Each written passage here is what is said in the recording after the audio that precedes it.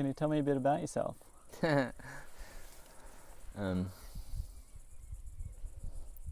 the moment, this part of my life, I'm known as Jingles. I've been living in Nimbin, northern New South Wales for the last 25 years.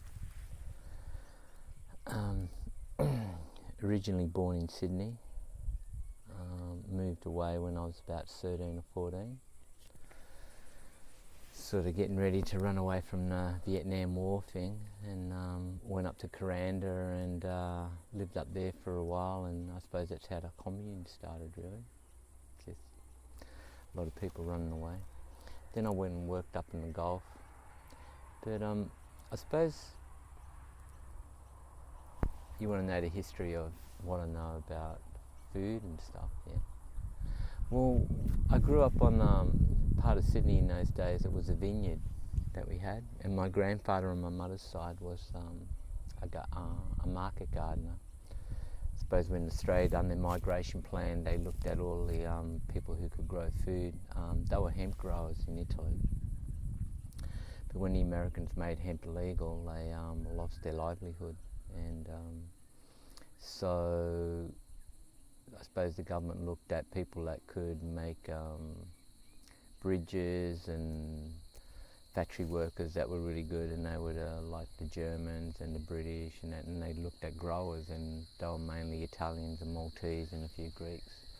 So my grandfather came over here with my mum and a few of the boys, and they started growing market garden up at Top Ryde. And being a little kid, always going to the markets, hanging out with my grandfather and seeing how they used to pick the food, bunch it up, then we'd take it into the shed and hose it all down, and then throw hot wet sacks over it and keep it cool for the next morning.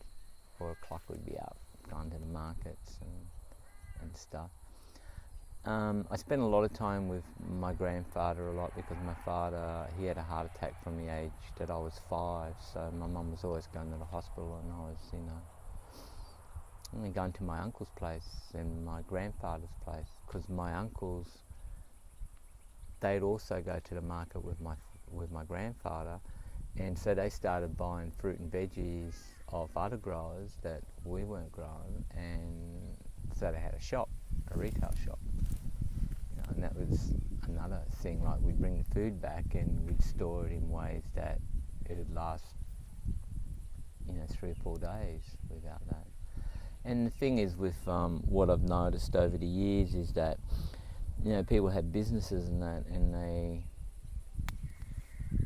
got to make 100% profit or 200% profit on everything now, when if you look at all the Italians and Greeks in those days, and Maltese people that had shops, and that the food was going off. So what they do, you'd walk into the shop and you'd buy stuff, they'd have it at a price, and then all the stuff that they wouldn't last properly the next day was going off, they give it to you. I have this, and psychologically you'd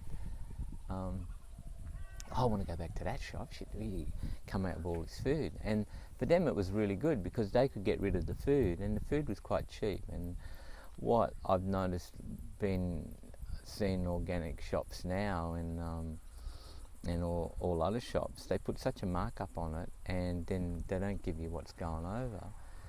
And my grandfather and my uncles always relied on the basic rule was sell a lot of food really cheaply, because food is for the children, it's for the next generation. It's not so we can make money on. The most important thing in this business, or in any business, well, say the food industry, is the consumer and the grower. If the grower's not looked after, it's pointless. And over the years I started in Fremantle markets there in Perth.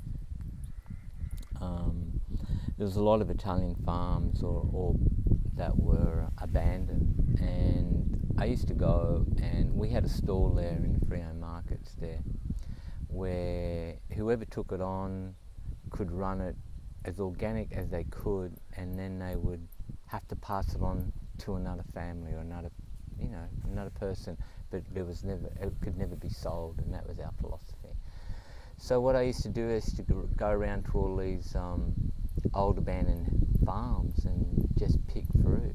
I'd pick everything from those days. There was tamarillos and kiwi fruit growing, there was chestnuts growing, there was almonds growing, there was apples and peaches, and whenever I was in Perth, that's what I would do. We lived at a place called Rollystone, and it was amazing. In some of these old houses I used to find cellars where there was they just abandoned everything. There was vinegar, wine that had turned to vinegar, but lots of olives and sun-dried tomatoes put in oil. They had lots of olive trees, and I would gather all this and take it to the market and sell it, and it was really good. It was really just reminded me of growing up.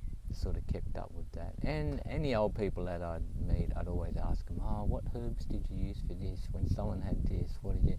So, because I couldn't read and write, I just gathered all this information in my brain. So when was that, when you were in WA? What year? About 1977, and we used to go to and fro into the Kimberleys. Into the Kimberleys, we were sponsored by the Broome Nursery to try different types of food. And also I was experimenting with types of compost, Rudolf Steiner type compost, and how it could work in a totally different environment. And we had 91 different fruit trees growing. We had an abundant garden that was just massive, and it was right on the river, and it was done on river flats. And that's what I noticed when I went overseas. When I went first time in 2004, I went to Sardinia, where my father came from. And one of the things that I remember of my father being ill, occasionally we'd have to sell off part of the land because there was no medical benefits in those days. And so he used to go to Sardinia. Mainly he went to Sardinia, to Rome, because he was a prisoner of war for 7 years, and then was around, the British wouldn't let him leave. He couldn't leave Eritrea or Ethiopia till 1949, and he came to Australia. As far as I know the story, they weren't allowed to go back into Italy or Sardinia because he was under Mussolini, and Mussolini, anyone who fought for Mussolini was bad, but they were conscripted. But so they came in the 60s, they came to a point that we'll pay you, because none of them got paid for the whole 14 years or 18 years that they were in the army, that they could claim their pension or something. So that's one of the reasons why he'd go back. And every time he'd come back to Australia, he says, I know, well, the last time just before he died, he said, I know why I'm so healthy every time I go back to our country. It's because when I'm there, we grain our own grains, we eat the food that we grow, we don't have white bread, everything's made, the cheese and everything, and we don't eat a lot of meat, we only eat meat once a year, and everything's wholesome. And the food, when I looked at where it used to grow, all used to grow basically on river flats, or where it used to flood certain times of the year, and so all the minerals would be there. So the whole concept of biodynamic growing, I suppose, was that they would feed the plant, which gives the food, not feed the plant and not worry about the soil. And now it's changing, people are starting to understand the microorganisms of it and that. I don't fully understand it on an intellectual, technical thing, but I just used to see how they used to do it. So just back then you said they feed the plants. You actually meant they feed the soil, which then feeds the plants? Is that correct? Where organic growers, there was a thing like in the 90s where organic growers, and that was the whole thing with biodynamic, like you'd say, organic or biodynamic, or biodynamic is to say, no, we're not organic, we're biodynamic, because their philosophy was, we feed the soil, which then the plant takes up the nutrients and produces the food, where organic was, let's feed the plant. So now it's changed. A lot of people have really looked into it. analysed everything, and you know, there's a combination of both. So it's you know, there was all sorts of things happening in the organic industry. To us, we started a whole after we grew this thing in the Kimberleys, and then these cowboys came in and they burned our place down and chopped all the trees down, because you know, in those days we had long hair and dreads, and you know, we were hippies, and they didn't want that in their environment. The only people that used to look after us was the Gib River boys. They were Aboriginals. Well, they were half-caste Aboriginals. A white guy married an Aboriginal woman, and then had all her tribe came in, and then when they died, left it to the sons. So they were the only people that we could have communication with over there, but anybody else was a little bit crazy. And the amazing thing at the Gib River station is that they were scared to climb up the date tree, because all the Afghans came through and planted a lot of date palm through the Kimberleys on their camel trains. And so we were allowed to leave a 44-gallon drum of petrol there, because the only place that we can get petrol with our vehicles. And as long as I climbed up the tree and got them down bunches of dates, and there were so many dates that, you know, we could take dates where we were, so we had access to fresh dates, which was just, I've never had dates that nice before. And so after I came back to Australia, and I came back to Sydney, and over the years trying to work out what to do, and market food was in my blood, so I went back to that. And I started, first before that I started selling aloe vera plants, because I realised how important aloe vera was, and getting market growers to grow aloe vera, and then we were selling the leaves. Well, we were buying the leaves for $1 a leaf off them and selling it for $1.50. And it didn't work out as good as what it was because of the cold factor. I mean, they do grow now because the plants have got acclimatised, and it was trying to work out where this stuff will grow. And then we had, we were selling fresh aloe vera, and this was the aloe vera Bubberdencus Miller, which I used to do a lot of markets and sell the fresh leaf and supply health food shops with these fresh leaves, and they kept saying, can you get any food? You know, we can't get enough clean food. So I went back to my uncles, which were second uncles, and they still had a farm at Narrabeen. And them being so close to the coast, they didn't get fungicides and stuff that you do more inland. So they still, their theory was, you know, and that's what I noticed with organic growing. If you organic grower has to look at his environment, his little ecosystem there. If he says, I want to grow carrots, beans, pumpkins and zucchinis, and they get eaten by bugs, and he's trying to do that. Over the years, my uncles, and what I noticed in Italy, in the southern part of Italy, is they only grow what will grow on that in that ecosystem, in that environment, with least hassles. They don't try to grow something that doesn't grow there. Like 3 kilometres away, it might grow, but not there. And so my uncles over the years had worked out what would grow there, and that was fennel, beetroot, rapa, which is like a really nice green, bunches of carrots and shallots. That was what they grew, and they could grow it virtually all year round, but there was a few seasonal things. And they had a little stream that came through, and it was full of watercress. So we started getting those together, and we'd have, and because they had so much of it and they were too old to go back to the markets, they also had a stand at Paddy's Market, and I used to go there and help them occasionally, but you know, they were too old, they just couldn't do it anymore. You know, they're in their early or late 70s, and their age, you know, was over 70, and still had this incredible sparkle in their eye and happy, but their body, they could grow, but they couldn't get it together to go and sell. So what was happening, we were, me and this other guy said, shit, let's box it up and sell it to our friends. And also they had oranges and lemons. So, you know, when they were on, we'd put oranges and lemons on and in the boxes. And then they were saying, oh, you know, we can't eat all that. You know, it's too much. And, you know, they were really cheap. It was $15 in a $20 box. And so what year was this? 1990. Yeah, 1990.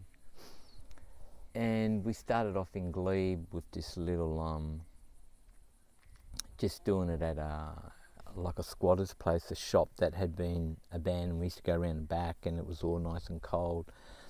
And and then we were delivering some veggies. Someone heard about us up at North Bondi, and we were living at Bondi. And we raced in with this box, and one guy was walking past, and he'd gone, what do you do? I said, oh, we're just delivering veggies to some friends. And I said, you want a box? And he goes, nah, but I've got a garage down there that you can rent out. And we said, have you? And we looked at it, and we went down and had a look at it, and it was on the south side, really cold inside, nice and damp, and went, wow, this is it. You know, we've got like a natural cool room.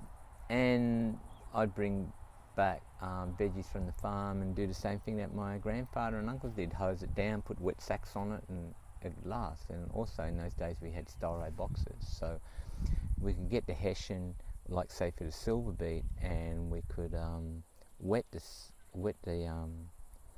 sacks, put them in the bottom, and then we started storing silver beet with a lid on it, and that lasts 4 days, and you pull it out and the bunch is like, wow, you know, it's still fresh as a daisy. And then one day there was this guy that used to jog all the time up and down this street, Ramsgate Avenue, I think it was, and he says, oh, what are you guys doing here with all this? And we went, oh, you know, and he says, oh, I run Bondi Hotel, and we've got big cool rooms downstairs and work area, and we don't use. It'd be nice to have someone down there, and you can supply our restaurant with organic veggies. And we went, yeah, no worries, let's go and have a look. So we went there, and these cool rooms are massive. It's like you could put two combis in it, and amazing floor space underneath. It needed a lot of work and stuff, but we got in there, we hosed it all down, and we started. And at that time we were only delivering between 25 and 30 boxes. And then someone from the Sydney Morning Herald heard what we were doing. They came and gave us an interview, and that day, within 2 days, we built right up to 350 boxes. And we went, shit, you know, this is like huge. And in the meantime, we had been trying to suss other organic growers that we had to buy food from other areas. And there was other people like, there was Eco Farm and a few other places that were doing organic food, but we didn't like their standards, because their standards were really, there was no proper certification body. There was NASA, and NASA used to think that they were the king people of certification, but then when you looked at it, you're allowed to use Roundup, and then 3 to 6 months later you could go around and plant your veggies and call it organic. And our policy was, people that really go into organics, a lot of them in the city do it because they've got allergies, and you can't sell them something and they get a problem with their health when they're trying to do the right thing. And you've got to take responsibility for that. We as wholesalers have to take responsibility. And we're already trying to do it as ethical as we could, and that was that we wanted to sell a lot of food, we wanted to do it cheaply, and we needed to survive with it. The cool rooms and that was really cheap. You know, he was just amazing, the guy. Like, we could supply his restaurant. And then we also had the aloe vera. So then all of a sudden there was a juice company in Sydney called Dean's Juice, and they also realised what a potential aloe vera was. So we could use the kitchen up in the pub and fill it all this aloe vera off these farmers. We'd buy this aloe vera off these farmers, and give it to Dean's Juice. And in the meantime, then also we started sprouts. We used to call them moon-kissed sprouts because we used to pack them, and then after we packed them, we used to leave them under the moon, in star. Everything was done in starlight, and so those moon-kissed sprouts, they weren't certified, because in those days we really started our own certification. There's this guy, I think they were Lakeview carrots, which some of the other people selling them to shops that wanted organic food. He claimed, like I find myself, farmers are always really honest. The only people that bullshit is the wholesaler. The wholesaler will say anything to sell it because he's got a perishable item and he's got to move. And there's all sorts of weird things that happens in the markets, like growing up in the markets and then having an organic wholesaling thing in the market itself. We were the only people who actually sold food in the marketplace. All the other people, 3 other companies were outside the market. They had to come into the market, get their food and take it out, where we were actually in the market selling the food to shopkeepers as they came through. And a lot of shopkeepers would come through and want to taste, and they'd taste this incredible taste from this food, and they'd buy ours because they knew that there was a taste, and it also had looks. And organic growers were trying to get into the marketplace so that their presentation, you've got to remember that people buy with their eyes. You don't matter where you go and you look at yourself, you go somewhere, you look at food, and it's your eye that attracts it first. You see something wilty and all that, you don't. You can see this same thing that looks fresh, you're going to grab that. You're not going to grab the old one that, by the time you get it home and cook it and that, it's going to be twice as bad as that. So people buy with their eyes. Then, like shopkeepers in those days were buying for taste too, because they had little shops, big supermarkets were coming in and they were trying to monopolise the whole thing. So what they tried to do was buy the taste as well. So you have an apple, you have bananas, you have something, and like with bananas, we would never get our bananas gassed. We would do it ourselves. We'd get green bananas, we'd get half a box of apples and half a box of oranges, put them on the hessian or tarp, downstairs in this big thing we had at the Bondi Hotel, and they'll ripen really nicely. What we did used to do is get the growers to get casuarina tree, a lot of leaves, put it in a drum, hot water, wait till the oil came out, then add tepid water, and when they pick the bananas and also the mangoes, you dip that in and it stops that black fungus. And so for people who don't know what gassing bananas is, like how it's done conventionally, can you explain that? What they do is they do it with tomatoes too. I picked tomatoes for years, and you never pick a ripe tomato. You always pick green tomatoes, and the green tomatoes, then they put them in a room and gas them, and they change colour. Well, of course, if you go in a gas room, you're going to change colour too. Everything's going to change. So it's like... Is that what makes them so flowery? I think the bananas, the flowery, there's always this funny taste. If you taste, bananas are that. Tomatoes, it's not because they're not growing the right tomatoes, it's just the way that they bred them these days. So they have... It's just what do they call them, hybrids now. And the tomatoes are being bred, so you can go to the cool room and keep your tomatoes in the cool room, chuck carrots and chuck potatoes on it, and then come over a few days later and these tomatoes are still hard and they haven't squashed, where, you know, really good tomatoes, you know, they've got to be on the top because you don't want them to be squashed. And there's a lot of things that, you know, if you are doing a wholesaling food with cool rooms, you know, cool rooms, you always cover your stuff up in plastic. You know, you always throw plastic over the top. You know, some people say, oh no, the lettuce box is there and here's the fan in the cool room and it's blowing wind all the time and they get burned. We always used to put the box of lettuce or whatever that we had on under where the fan was, because it wouldn't need as much cold. And then we'd put hessian on top, which was a little bit wet, and then drop plastic over it. So it preserves that artificial coldness. So there's all sorts of things that you can do. And then what happened in the marketplace, I was talking about these Lakeview carrots. Now, I rang the grower up and I said, you know, how clean are your carrots? And he goes, oh, you know, I haven't sprayed for years and years and years. And I went, oh, okay. And I started talking to him and I said, do you mind if I come down and look at your farm? So he said, yeah, you know, it's cool, it'd be nice to show someone the farm. So what ended up happening was that his family had grown carrots like this in this area, and they had a dam.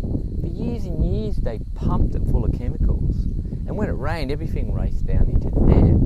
He was still growing carrots with no chemicals, but he was using the water from the dam, which was like an infest of chemicals, pumping them onto the carrots. That to me is not organic. That to me is like not having, you know, recycling the chemicals. And I went, right, thank you very much. And I told him and he goes, oh, I never looked at it that way. And I said, well, I mean, how else can you look at it? I said, get your water analysed and you'll see that, what it is. And there was all sorts of stuff, like there was, say, Tony Stallone from the Rainbow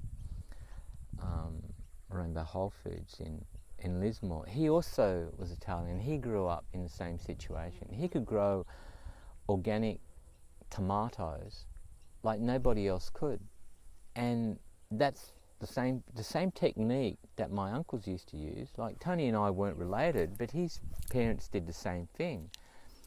You grow your tomatoes before Christmas. You want to be picking them before Christmas.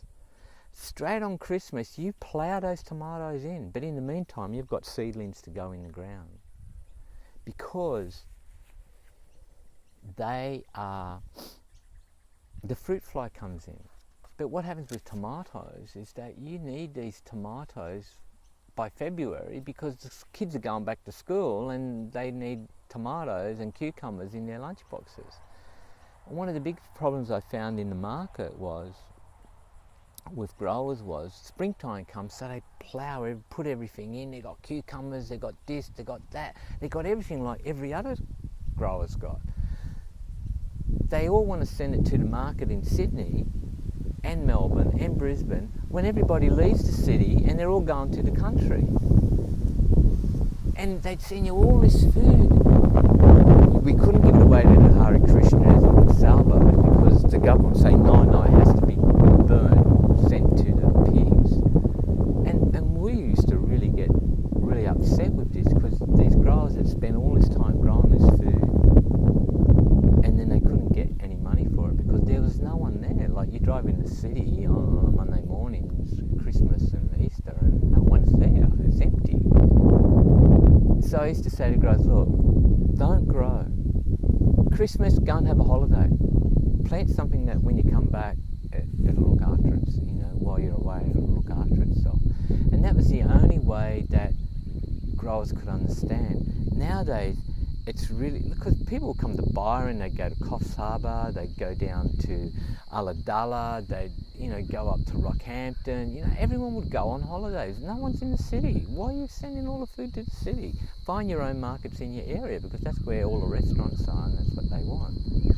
So it was doing that, looking at those sort of things, one of the most amazing thing was that being in the marketplace, you're in touch with everyone in Australia.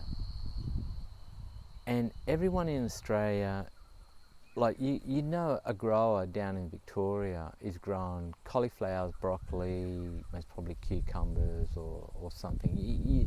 I'd sort of have it all mapped out, who was growing what and who was not growing. But and I'd say to growers, they'd say, oh, well, what do you want me to grow? And I'd go, okay, what I want you to do is I want you to have land ready. I want you to get your green manure cropping in. Don't plant anything yet, and we'll see what happens, because the weather was all starting to get this whole change. As soon as there was a catastrophe in Victoria or something happening in northern New South Wales, I'd ring up the grower, got that plot ready? We need this planted right away, ASAP. So we could stay ahead of the market, you couldn't think 2 or 3 days or a week. You had to think 6 months, a year ahead of everything. And that to me was really like exciting. It was just something that, I don't know, it was in my blood, you know. I used to get really excited about this sort of thing, of having this food. And I used to go back to biblical days and say, oh, I wonder if that's what, you know, Joseph did, or, you know, you hear stories about food and famines and all that sort of thing. Here we have big, massive amounts of transport. And it was really exciting. The most amazing thing for me was talking to growers, and I tried to have this thing where a grower was an avocado grower, but he was in northern New South Wales, and there was a guy down south of Sydney growing avocados, and another one up north, and they had problems. So what I'd do, I'd ask the grower if he could talk to these other growers that were growing avocados and find out what they could do about have problems that they'd have instead of using phosgene and stuff like that, and connect them. So the information was for free, so they could pass that information on to the next generation, to their kids, because their kids were grown. And that's what it was all about. It wasn't just about eating the food. The food was most important, but when you can't get organic food and you can't get that food, it's really important to bless this food, to, you know, think about the rain, think about the sun, think about what Mother Nature gives us. It's so important to think about that. You know, food is an important part of our diet, but a big percentage of our health comes from your environment. Thinking about how incredible this planet is, what nature has given to us, and how we can absorb everything from the trees and the forest. And the Essenes used to have that. When you look at the tree of life from Buddhism, it's been in touch with that spiritual self that's there from the earth. Healing the body is also part of that. Just taking your breath and how you take your breath and oxygenating your nervous system and giving it and taking that into your body and releasing that energy and giving it to the trees. We have an incredible cultural exchange with the trees on this planet, because they need everything we breathe out and we need everything they breathe out. So there's this incredible harmony that we have, and being aware of that in food is really important. And water too. You know, you're in a place where they put fluoride in it, you wash your vegetables, bless the water as it's coming out of the tap, think of the rain, think of the forest where it's dammed up or something. It's so important to combine all that together. But yeah, that's another journey. It's not really about what we're talking about, food. A few other examples. If you're a grower and you are growing food and you're sending it to the marketplace, don't think because they're selling organic food that they're ethical. They're not there to make, they are there to make a lot of money. And I would see stuff in the marketplace where peach growers, apricot growers, any grower to a conventional market would send this incredible fruit, beautiful fruit, into the marketplace. Yes, they use chemicals. But then, because we were in the stand that I had, there was 3 different agents, but we all used the same top office. And I'd look at the fruit and go, wow, gee, that looks really nice, that fruit. Anyhow, after the market closes and the shopkeeper's gone, by 11 o'clock you go up there and you ring up the growers and you say, yeah, look, it was good, we received it, what else have you got? You start organising your next weeks. And And these other agents would say, "Oh, the fruit was shit. We had to get it confiscated. You know, it's like, oh God, you know, we could only get like $5 a tray." In the meantime, they sold it for $30 a tray. And you go like, wow, these poor growers. And I just think of my uncle and my grandfather tilling the soil, working their butts out. And if they didn't sell it themselves, and in the market, and if they didn't have their sons that were selling that thing, they wouldn't have survived. And do you think that still goes on? Well, I don't think something like that will change. There are wholesalers. I was really lucky because I was with a Christian guy who gave me the store. And he said, okay, he was a full-on Christian. He was very honest. But the other people that were in business with him and who had the other stores there, they were really deceiving. They were just like when I first went into the market as a wholesaler, we tried to find an agent that would do it, you know, and so we found this other agent, and they were in Sydney, and we would just take a pallet of food there to get it going, and so he started advertising in all the other states, and there was also being in touch with the organic industry. You know also who's up and coming in organic thing, and there was this mango grower who was in Darwin. Darwin has the first mangoes in Australia, and he bought this farm. It was overcrowded with mangoes, so every second tree he pulled a mango tree out, and so the root systems could get nutrients and stuff. Anyhow, and I found, as I said, growers are really honest, and he said his mangoes were going to come on, and I said, oh look, you know, I'm coming up to Darwin, I've got to go up there and do a light show, can I come up and visit you? And he says, yeah, it'd be really good. So I went up there, he was at Humpty Doo, and I looked at his farm, all the work that he had been doing, you know, to get this certification. He was only, he was just still a C. And I said, can I get some mangoes off you? And he goes, well, look, you know, I really promised this guy. And I went, look, just be really careful of this guy. You know, this guy will rip you off. You know, he says, no, I trust him. He sounds really good on the phone. I went, okay. I said, so if I want mangoes, I have to go and buy it off him. And he goes, yeah. I went, okay, I'll do that. I don't want to hassle you. I don't want you to go down on your word. So this guy, you know, he sends the mangoes in, 3 pallets of mangoes. And I had orders for mangoes. I had orders for 40 trays of mangoes. I went, okay, so I went and bought mangoes off him. I bought 40 trays at $52 a tray. Okay, that was what it was.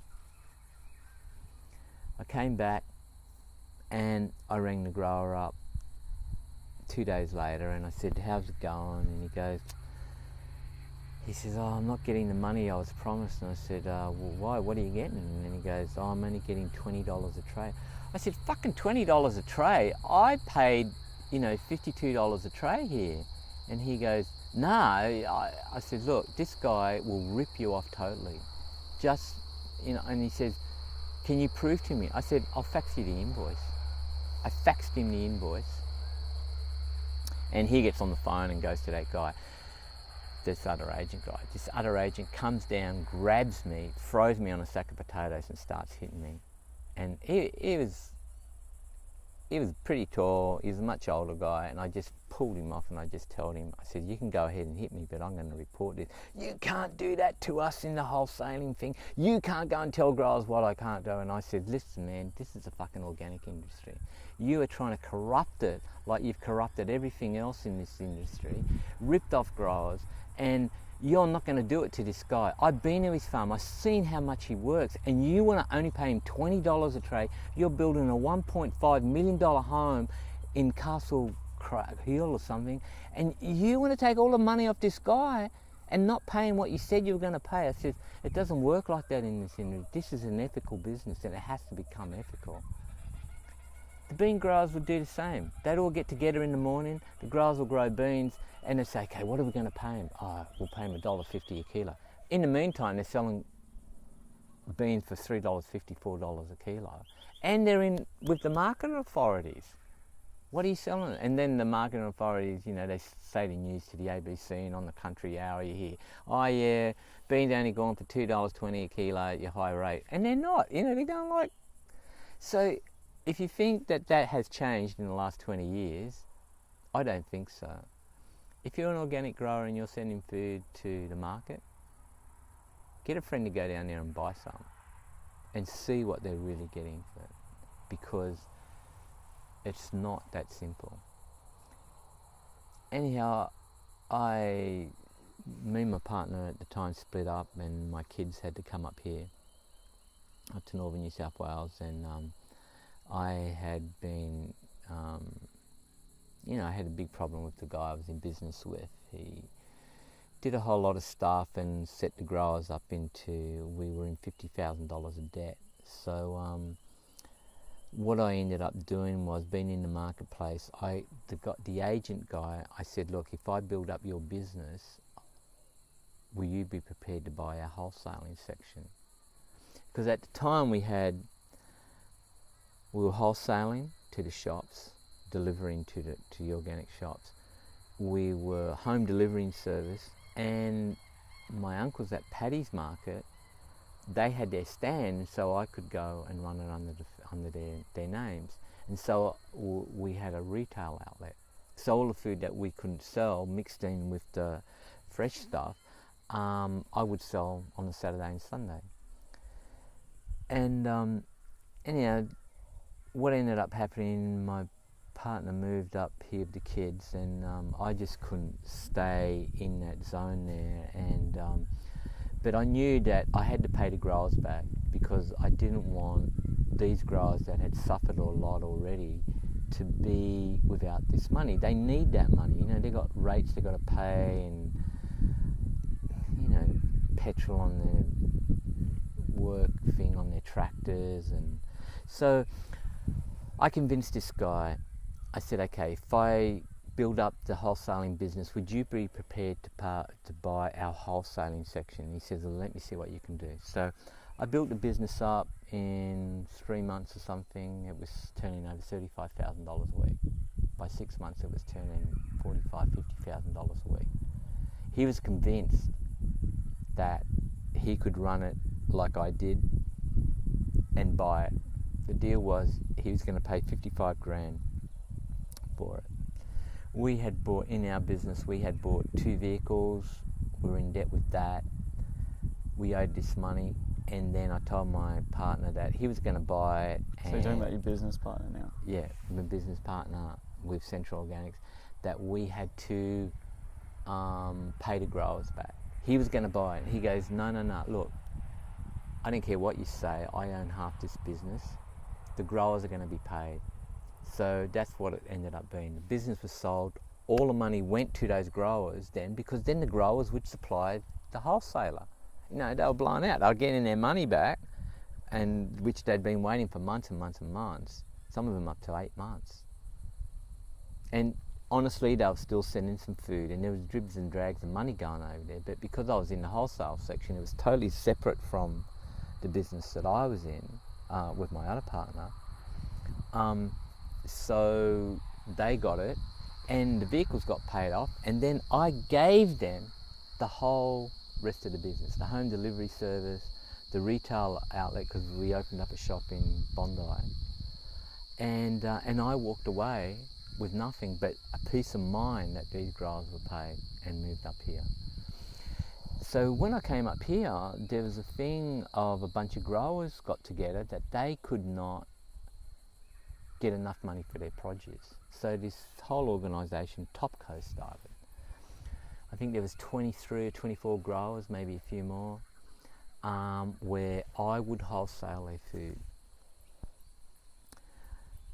We were at the Challenge Foundation, and the Challenge Foundation had incredible premises where we could bring in carrots, get them all washed properly, bagged there. With part of the Challenge Foundation, we'd grow snow peas, other foods that needed packaging for the home delivery service, and the Challenge Foundation would do that for us. And we bought a shipping container cool room, and we ran the business from that.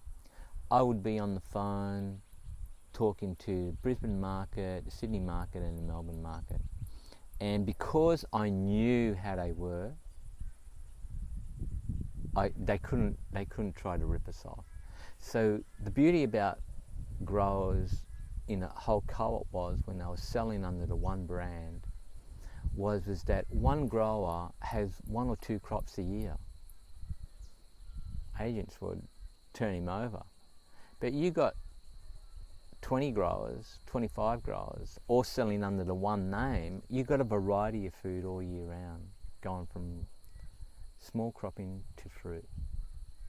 There's no way. Well, that's what they tried. You know, the first bit we sent, oh, it's no good, it's no, what? It's no good, right, you're not getting any more food.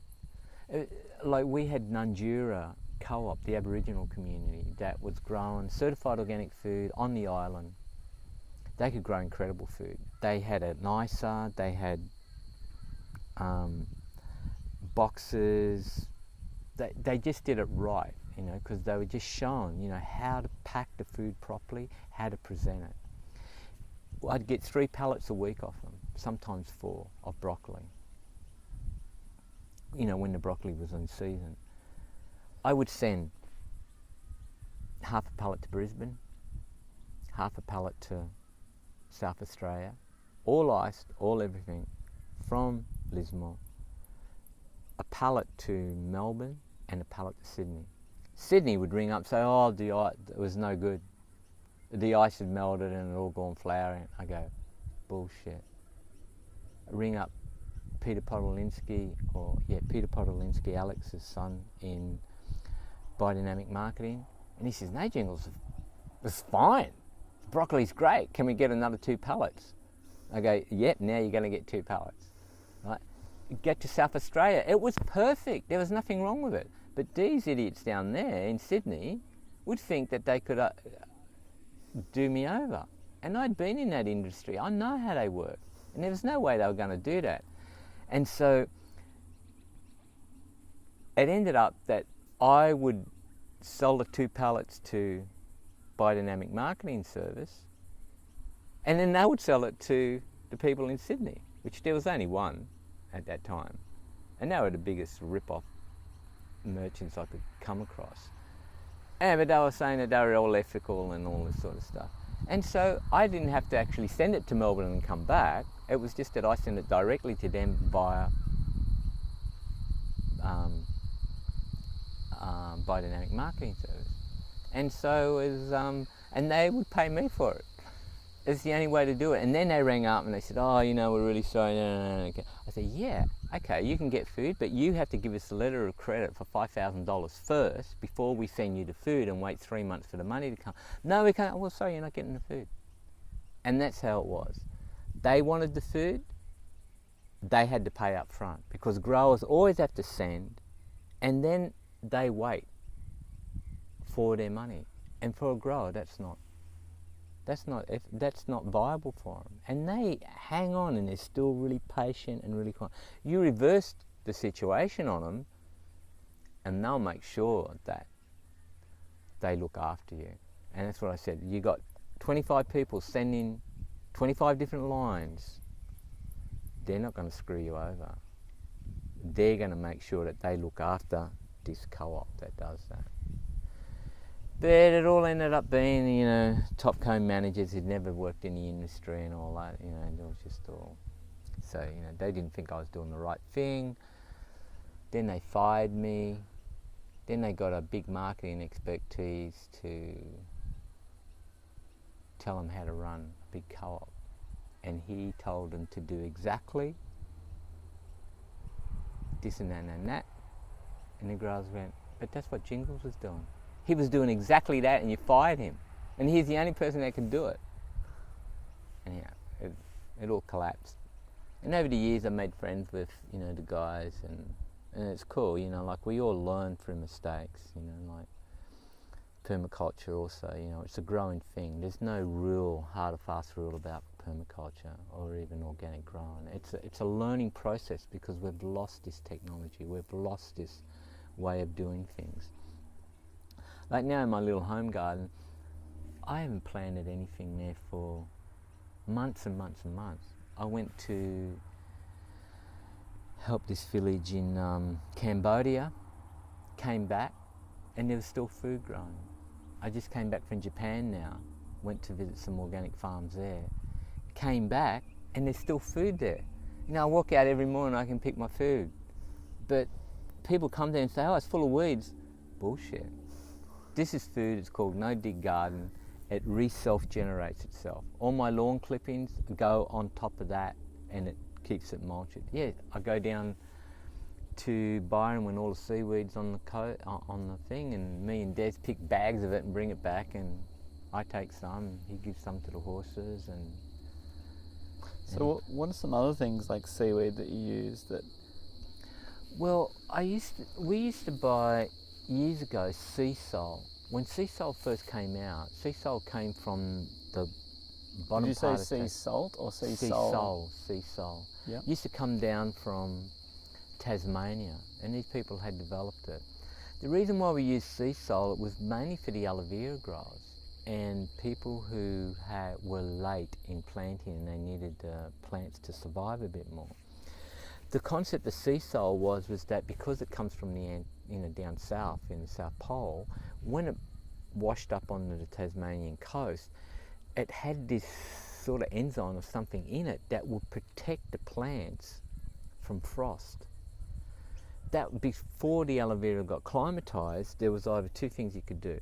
Well, one thing you could do was get 44-gallon drums and place them throughout the patch and then smoke it.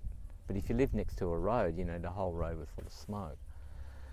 But sea salt, when you sprayed sea salt on it, we didn't use it for fertilizer, but it was good also for that, like for the plants to absorb it through the leaves.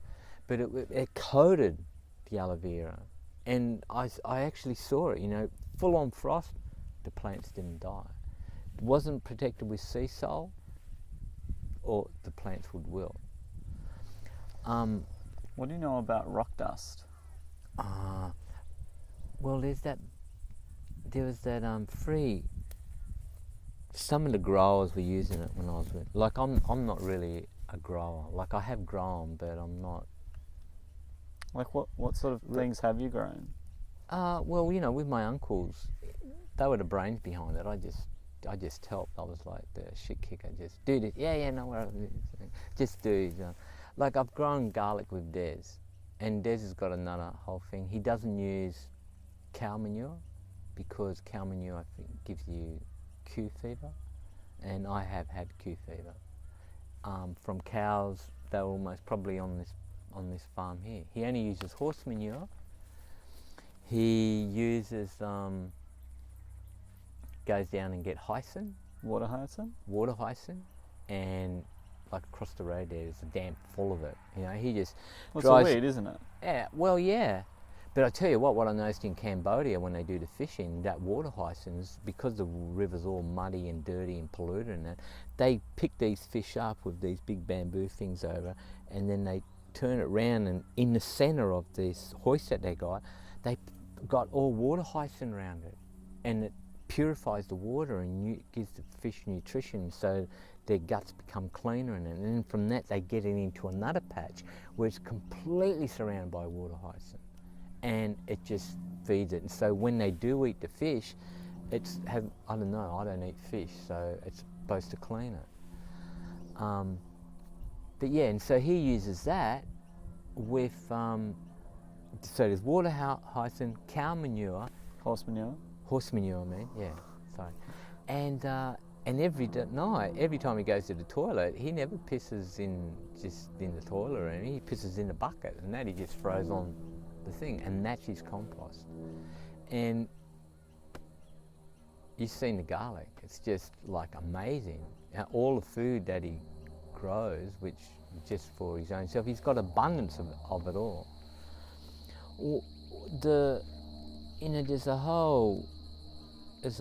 It's like now they've got little organic markets and that. Like I know Des, you know, he sells the garlic for $20 a kilo. $20 a kilo, there's other growers that grow it too. But you go to a market, you want a nice price. You know, they're selling garlic at $37 a kilo. A la Madonna, $37 a kilo. You're a grower. You're supposed to, you know, you want to have contact with the people. You don't need to sell it at $37 a kilo. $25 a kilo then if you want, you know. But people will buy more of it. And their generation of kids would grow. Like, that's the beauty of living in a place like this. I've watched kids grow up at Tunnable that I knew when they were like this. You know, now they're 30 and they've got their own kids grown. And that's what the whole thing of food is about. Watching the next generation coming with their minds sparkly, with ideas and concepts. Get a lot of people that reach 50 or 60, they're so retired in their brain that they can't. They stopped eating good food.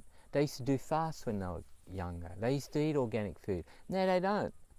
And their thoughts are negative. The world's all fucked. We can't do nothing about it. It'll never change. We're doomed.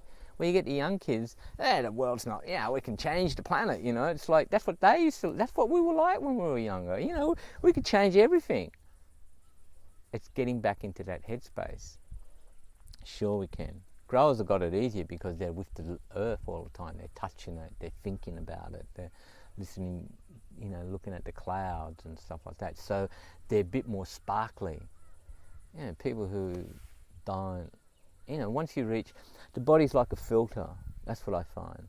When I got sick in Sydney, it was because I was dealing with organic food and I was eating really good organic food, but I was in a polluted place and my thoughts were really depressed because the business was going down, my kids weren't there, so it accumulated and suffocated me.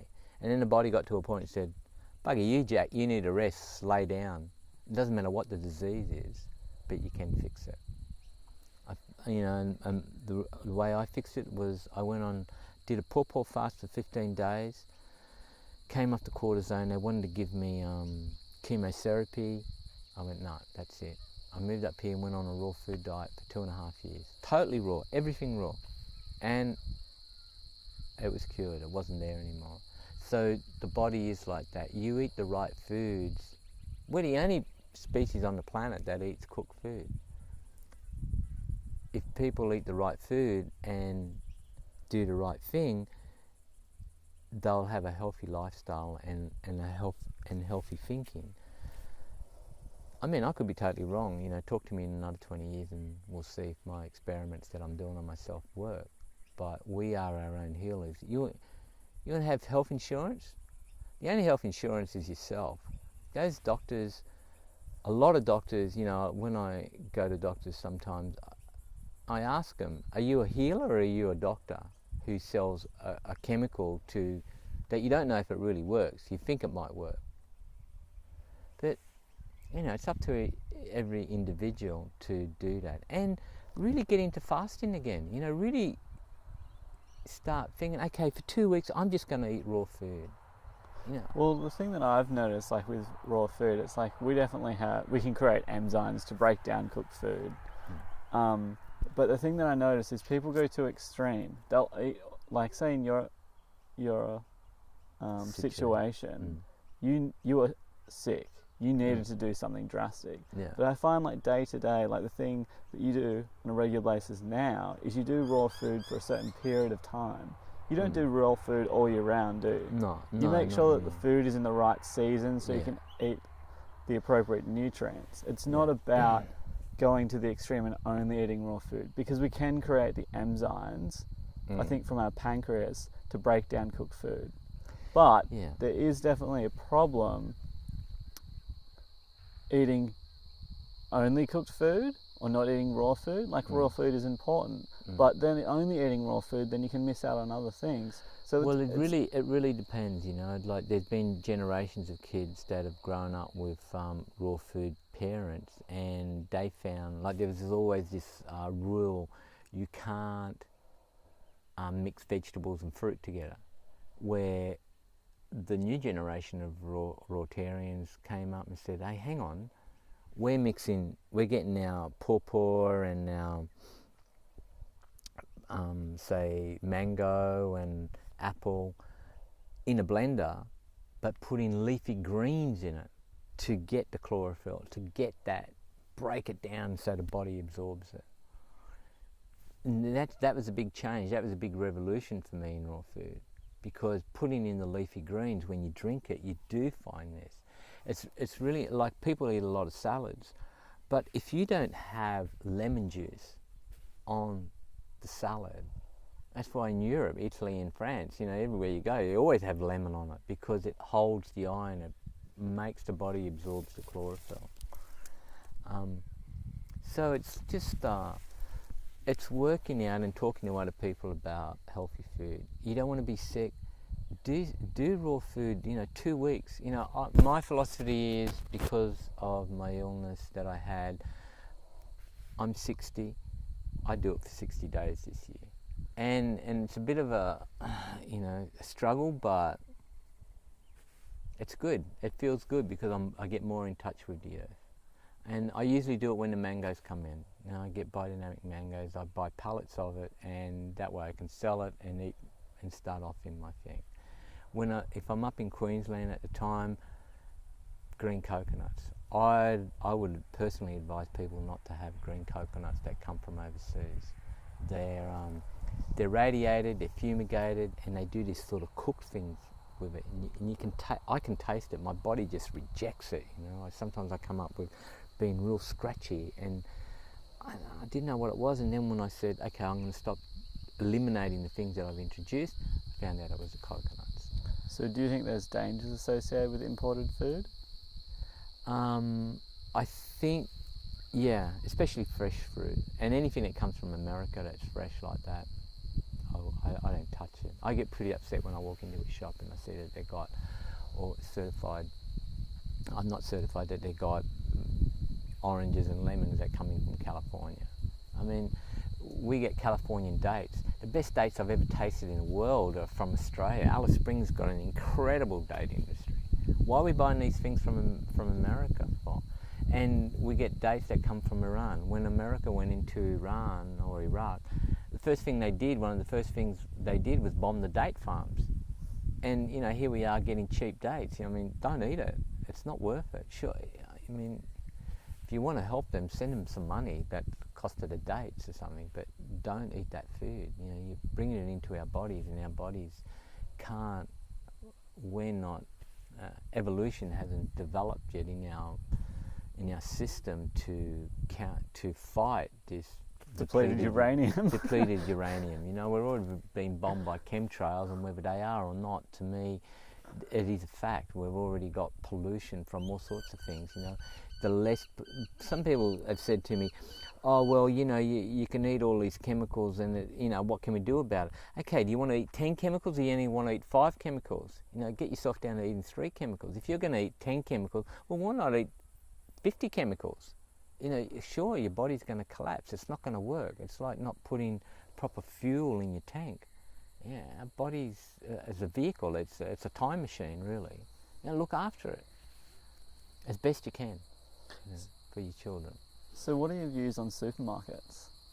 Supermarket, I just think they have destroyed the farmers to start with, because they contract them to grow, and then they don't always give them what they say they're going to do. It's like a grower here, and he's got excess amount of something. He can't go to Woolworths and sell it in his local area. No. It has to go to Woolworths down in Sydney and then shipped back up here. What a waste of money.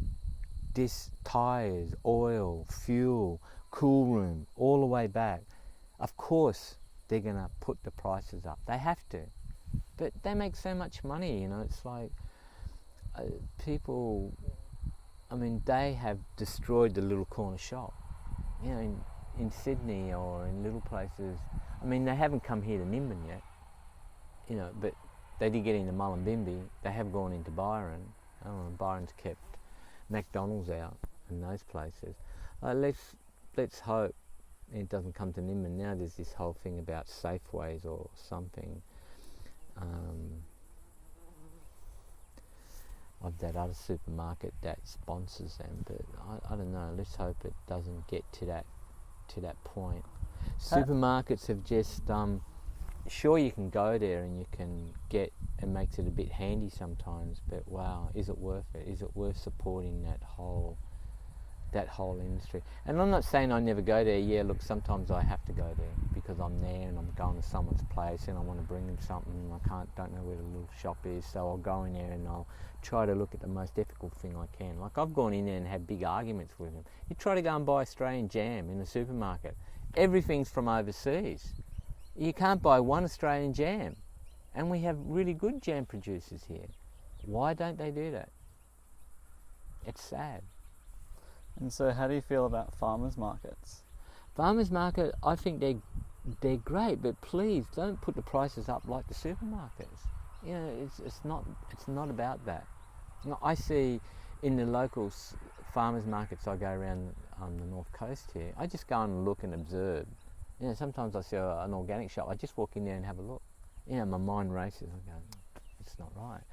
But the farmers market, that's what I'm saying, you know, why are you selling an avocado for $2 when the farmers market, they send their top their top food to the market, and the other food that they could never sell before,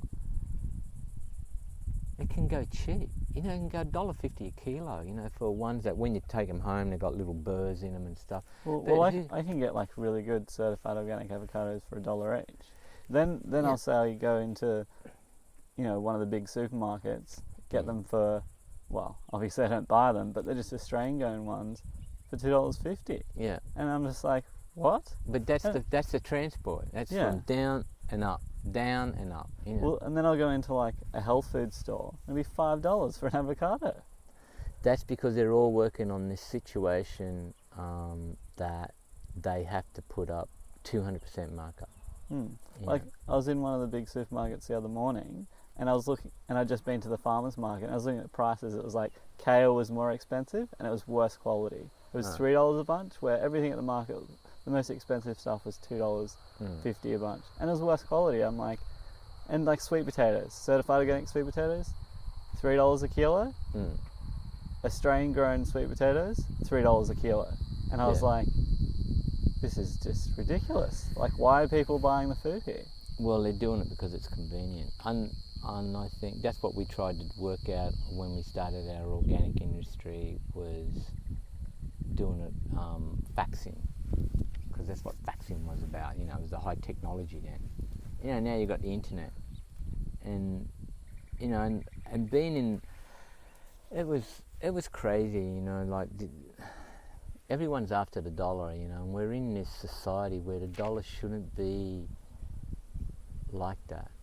We should have a really good, ethical, sustainable life, and everyone should be helping everybody to achieve that. But you know, it's working that out. Let's get our diet together, and then our brain and our positive thoughts will come through. But eating green food, you know, that's the essence of it, and making sure that our children, you know, it's like, you know, I go to festivals a lot, and I do a lot of bamboo work, and you see these little kids waking up, and their parents are giving them chocolate biscuits and Jats biscuits, you know, instead of bringing them some fruit.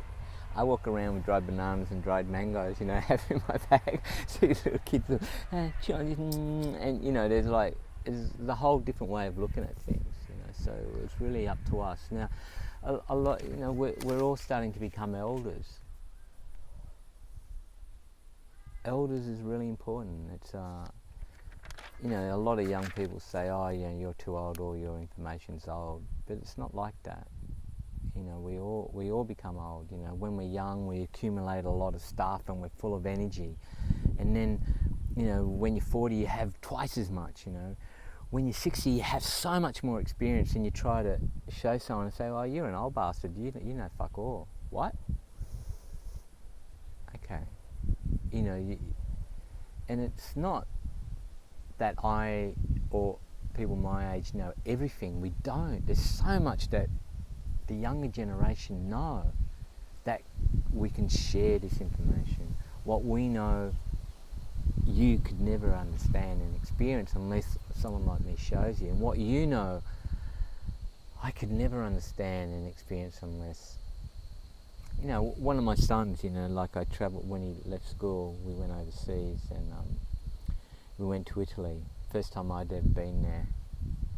He'd turned 19, we went there. And we had guitars. And I'd sit down and I'd show him, you know, put this finger here and that finger there, and this is how you do it, really slow, no, move your wrist like this, you know. And, you know, I'd really try to show him how to play. And then we go to an internet cafe and I go, oh shit, how do you get on the internet? Oh, Dad, you're such a dinosaur. This is how you do it. I went, oh, okay. So next time we had a guitar lesson, he said, oh, how do you play this song then? I just hate it. How you do it? But Dad, I said, well, that's what you do to me when we go to the internet cafe, for Christ's sake, you know. You got to show me, like I show you, have the patience, you know. And after that, it was like, broke the ice, saying, are you okay, Dad? Yeah, can I help you? No, it's fine, it's really good, thank you very much, you know. And that's what we need to understand, that everyone doesn't know everything. We all have learnt different things.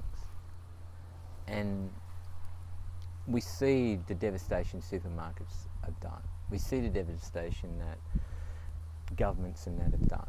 So how do we fix that? We can fix that. We just got to be positive.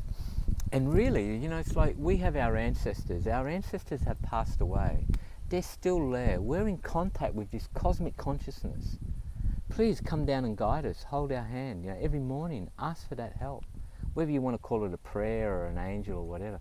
You know, the Aboriginals have always done that. All tribes have always been in contact with their spirits. We need to do that.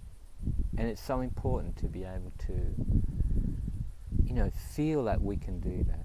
You know, sometimes close your eyes, you know, like when I did my first permaculture course, you know, Robin said, take off our shoes. Put your feet on the ground and listen to the wind. Listen to the birds. Feel the energy coming up through your feet. That to me was like, most probably it was the best part of the course, because how many times do I forget that? How come I don't do that? So now it's really important that I think of that, take my shoes off and let this energy come through. I mean, Tesla used this energy, you know, Rudolf Steiner, all these people with really incredible ideas have always got their ideas through nature and through positive thought. So what alternatives are there to supermarkets? Well, toilet paper and all that, I don't know, most probably co-ops. You know, you got a place like Nimbin, it's small enough. Everyone orders everything all at once. Okay, how many toilet papers do I go through a month? Yeah, how about, like, what are the alternatives for supermarkets in regards to food? I don't understand the question. Well, I guess if people don't want to go to supermarkets, what should they do instead?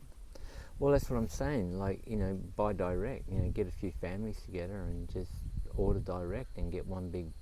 That's what a lot of the biodynamic growers do up around Queensland, say around Mackay and Aloe Beach. Aloe Beach. You know, they just all get together and they do one shop from Biodynamic Marketing Board and get it sent up. I mean, there's no reason why people can't do that. Now that Nimbin Organic Shop's closed down into a co-op, I haven't been in Nimbin, so I don't really know where they're at that much. But the supermarkets have destroyed the little corner shop. Where the corner shop too, if they're run, that don't have to be so expensive. You know, sometimes, you know, like I go to the supermarket here and you want to supply, you want to support local industry. They're actually pretty good, you know, they try to do the best thing. They employ a lot of the school kids and give them that sort of training and that. Well, the other thing is getting schools to grow in the horticultural thing. buying off the schools. Parents go to schools. You know, they grow things. Get them to grow a certain amount of food, you know, like just a few bunches of things. Spinach, beetroot, you can do that every week. They just continue to grow that, and then get other growers to bring the food to the schools and then boxed up, and the parents come and buy it. The school can get some and do it on that thing. That's what we did here in Nimbin for quite a few years ago, but then government funding came in and just pulled the plug on it, and the principal didn't use the money for what it was for. So it sort of disheartened me a bit, but it was pretty amazing because the guy took this concept and went into this place up in Queensland, this village, this little town that didn't know what to do to survive for employment, and they used that concept there, and it worked really well. Where's that? I think it was Roma. I don't know. He just rang me up and he used to say, you know, how did you go about doing it? And I just took him through all the process, and then he came to Nimbin one day and thanked me for it. He said it's going really good, it's working really well, and using what you can. Thing is to use what you can that's around you. You know, even in building, you do that. So it's everything's. I don't think it's early stages, but most probably it is. You know, a lot of people are aware now of what supermarkets do. They're aware that the food that they're buying out of supermarkets is not nutritious. And it's like people get sick and they go to hospitals. In hospitals, they should give you the most amazing food to get better, but it's not even in their concept to give you good food.